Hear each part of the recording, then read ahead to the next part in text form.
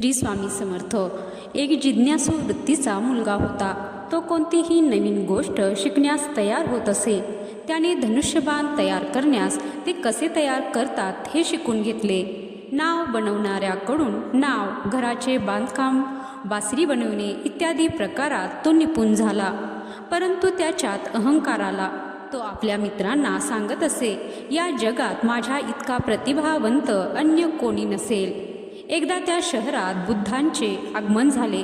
त्यांनी जेव्हा या मुलाची कला आणि अहंकाराबाबत ऐकले तेव्हा त्यांना वाटले, या मुलाकडून आपण अशी कला शिकून घ्यावी जी आत्तापर्यंतच्या कलांमध्ये श्रेष्ठ असेल. ते भिक्षापात्र घेऊन त्याच्याकडे गेले. मुलाने विचारले, तुम्ही कोण आहात? बुद्ध म्हणाले, मी शरीरावर नियंत्रण ठेवणारा माणूस आहे. मुलाने यावर त्यांना खुलासा विचारला असता बुद्ध म्हणाले, जो धनुष्यबाण वापरतो त्याला त्याचा वापर माहीत असतो. जो नाव हाकतो, जो घराचे बांधकाम करतो त्याला ते काम माहीत असते. पण जो ज्ञानी आहे तो स्वतःवर नियंत्रण ठेवतो. मुलाने विचारले, ते कसे काय? बुद्ध म्हणाले, जर कोणी प्रशंसा केली तर अभिमानाने ताठ होत नाही. तसेच निंदा केली तरी तो शांत राहतो.